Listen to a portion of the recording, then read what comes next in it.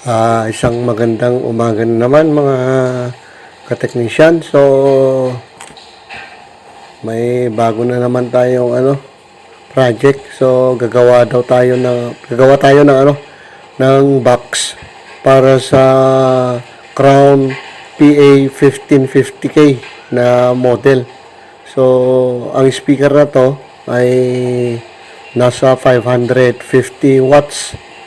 So,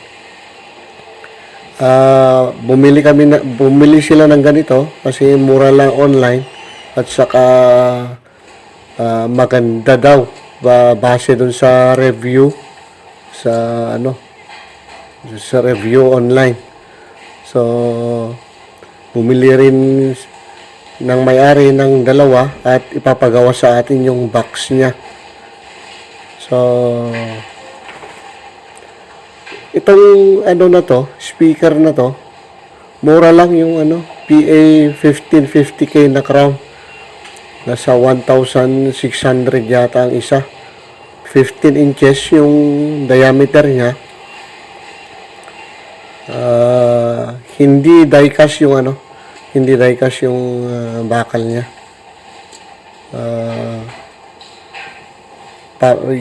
Ito yung yung papagawad nila ng box sa atin.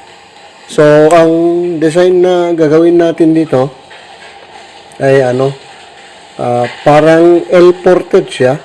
L-ported na speaker box na parang semi MCV din ng yung harap niya.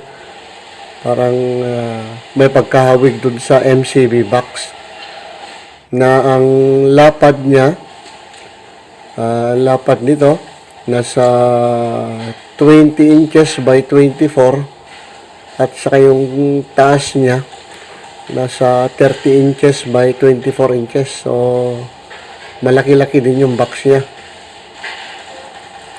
So, ganito yung ginawa namin na size para mapagkasya natin sa isang box yung isang plywood.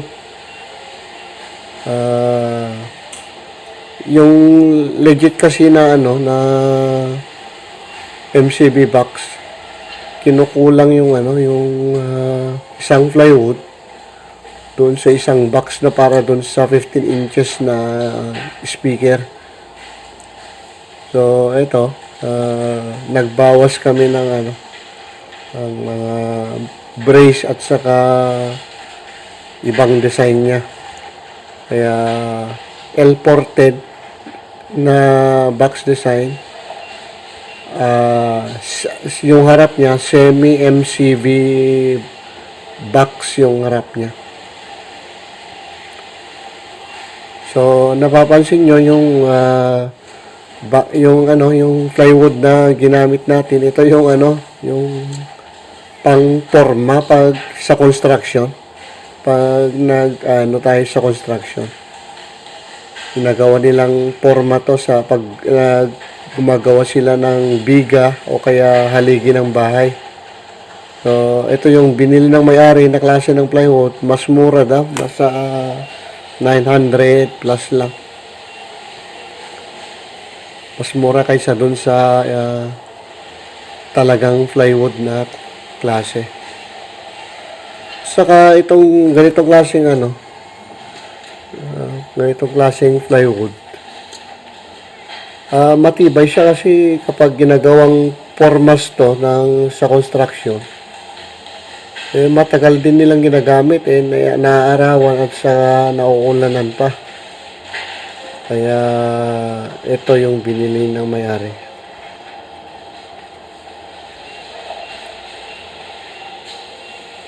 So, itong design natin, walang masyadong brace. Ang ginawa lang namin, dinamihan na lang namin ng yung glue para madikit siya. Dikit siya ng mabuti.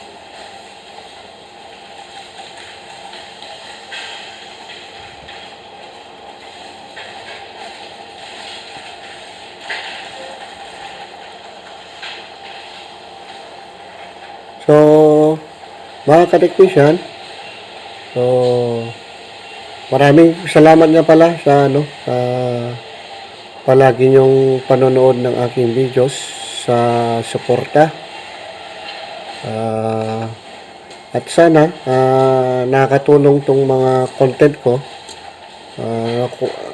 nakakatulong sa inyo sa paggawa ng mga ano, sounds, at kung paano mag-ayos ng mga electronic na gamit natin sa bahay.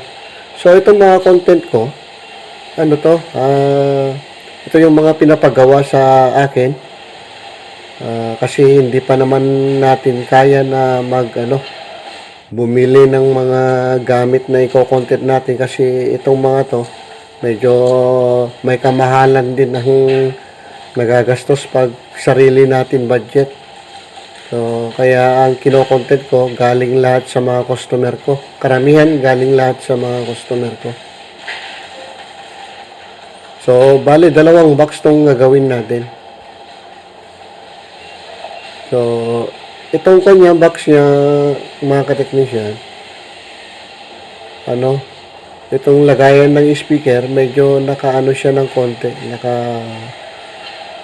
naka-inclined siya ng konti. Yan. Yung L-ported kasi, straight siya. Naka-right angle yung pagka-straight niya. Ito may siya, may konting paangat yung style ng speaker. Kaya parang semi-MCB na L-ported naman, modified L-ported tong ginagawa natin na design.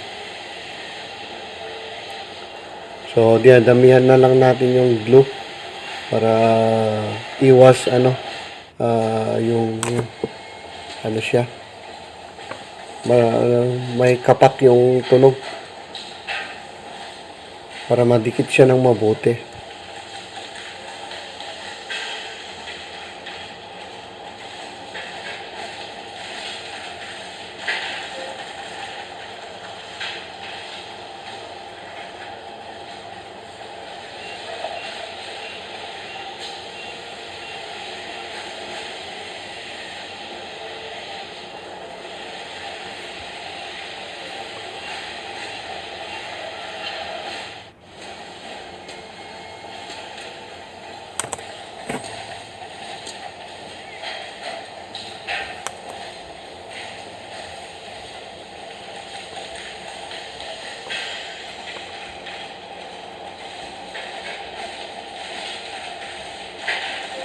So damihan din natin yung paglalagay ng pako para hindi bubuka yung mga glue natin. So pag titignan natin yung box, naka-lock siya para hindi basag yung tunog. Compact siya. Saka malakas yung glue natin. Dinamihan na natin para sigurado hindi bubuka.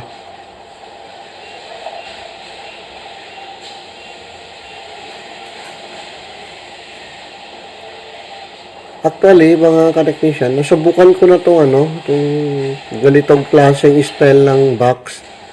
Pero hindi ganitong klase ng plywood, yung marine plywood yung ginamit ko. Kaya may-suggest ko dun sa may-ari na ganito na yung gagawin namin style ng box para dun sa crowd speaker niya. Kasi nasubukan ko na. At saka konti lang yung plywood na magamit.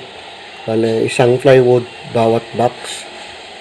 So, bale, ganito yung kabuuan niya. So, napapansin nyo, may